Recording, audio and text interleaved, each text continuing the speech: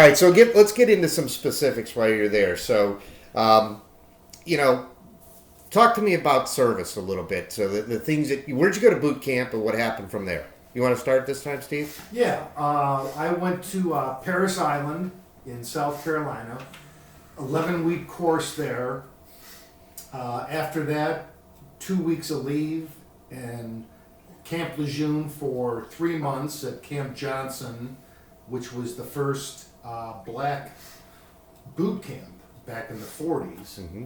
And then after that, I got assigned to Truck Company, 1st Marine Division, Reinforced, 13th Marine Amphibious Unit, 7th Marine Amphibious Brigade.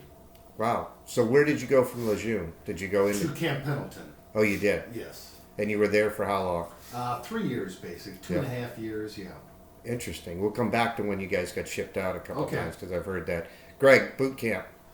Boot camp, San Diego. Yeah. Not Chicago, huh? Right. Tell that story. Okay, yeah. Well, okay. They told me, when I went down to AFES down on East 9th and Euclid, I think it is.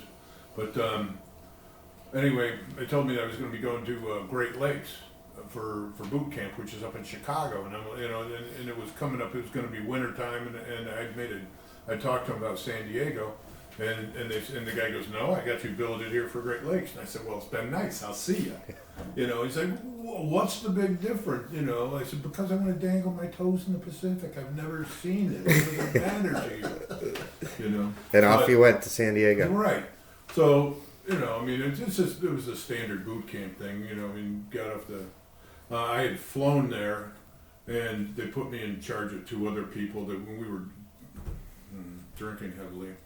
And so the first thing they did was cut our hair and, and all that other good stuff. But we got to, our boot camp was right next to the Marines.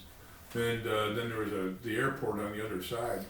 So if you quote unquote went over the fence, you had to deal with the jar heads. Those are Hollywood Marines, You should go to Parris Island or a Hollywood Marine. Anyway, so then it was funny because our workout was nothing like what these guys were doing. I mean, these guys were dogging it. I mean, we had to complete like a 2 or a 4 mile run. In some some ridiculously long amount of time. And I was not a track star. I was not a real jock, and I could do it no problem. Give me another cigarette.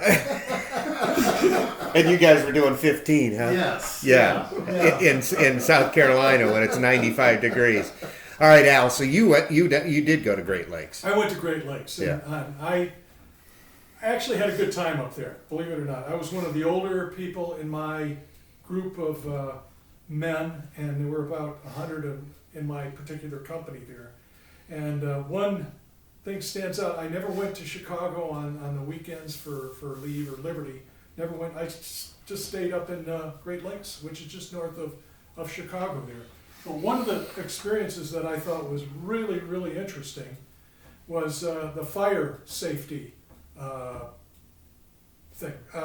For lack of a better, they probably call it fire something or other. Safety but anyway, watch. Huh? Fire watch. We call it fire watch. So, fire watch, right? So they marched you towards this small house, and there was smoke coming out of it, and they gave you a gas mask. Did you do that at San Diego? You guys did it. No, well, anyway, they they marched about 15, 20 guys into this thing, and once you got in with your gas masks on, they told you to take them off. And they kept you in there for about 2 minutes. And you came out of there coughing. Right. I'll tell you what, tears come out of your eyes, and every fluid in your body was coming out. Yes. Every fluid, because all the gas in there was awful. But that was an experience I'll never forget. What was this to train you for? In case there was a fire on ship or something? Yeah, that's exactly what it was. Did they So call you it ripped off your your mask. mask? Did they call it done and clear back then? Oh boy, I don't know. They blew it out and Yes. then put it back on. Yeah, Yeah. but and then they marched us out. And everybody some guys were throwing up, and Oh, I bet. like I said, every secretion in your body was gone. Yeah. It was. This was boot camp. This was boot camp. Welcome to the Hello, service. welcome to the Navy. Right, Yeah. John, where'd you go? So so for enlisted Marines go to Paris Island or MCRD, San Diego. Officers go to Quantico, Virginia, and it's a 10-week officer candidate school.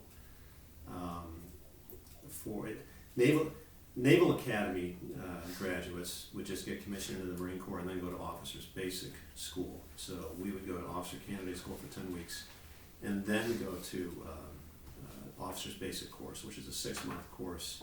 Very unique to the Marine Corps. And Steve, you would probably agree. Yes. Every Marine a rifleman, right? We're all 0311s, John. That's right. And we spent more time with those rifles and then pistols. We shot the 9mm Beretta, Yes. qualified with each. And again, the Officers Basic course is in Quantico. And then after Quantico, I went to Newport, Rhode Island for Naval Justice School. That was an 8-week course. So were you, after your 6 months, were you an officer then? I was an officer by the time I got out of Officer Candidate School. I was a second lieutenant. And I went to Paris Island between my second and third year of law school. Oh, you did. Okay. I went to Series Commander School there to learn the standard operating procedures for recruit training, and served in the law center there, and where they would prosecute DI abuse cases.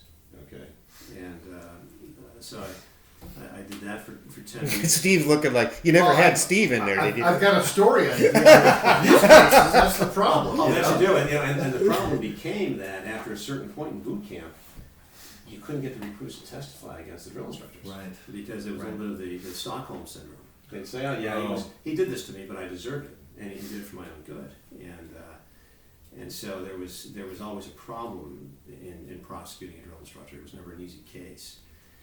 After that, when I got out of law school and passed the bar, I went to Officers Basic course in Quantico, and as I said, up to Newport, and then I was assigned to the 1st Marine Division. I was with a unit attached to the 1st Force Service Support Group. Were you doing legal things at that time? I did. After getting out of Newport, I became certified to practice in military courts.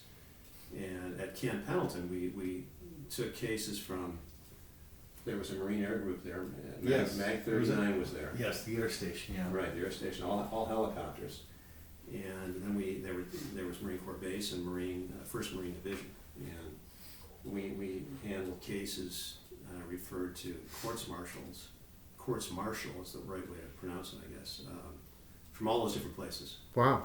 So if your group had been called up, though, for an act of war, would you have gone, or would you? Well, I was there during Gulf War I. I got married during Operation Desert Shield. Yeah. And the whole division deployed, and the 1st Force Service Support Group deployed, except the criminal defense attorneys, which is what I did. And because we had established attorney-client relationships with Marines going to trial. Yeah. All the prosecutors went, and they brought in reservists to prosecute the cases. And so it was just a big empty. So once a Marine, always a me. I mean, you're going if there's. Right. Doesn't matter whether you're a lawyer or. You're going. They took the prosecutors, and the only thing that kept me back was the fact that I was a criminal defense attorney and not a prosecutor, because they don't have an attorney-client relationship with anybody except a command. So, Interesting. yeah, it was. You know what? Neat experience. I bet. Desert Shield. We'll get into that. Hold on.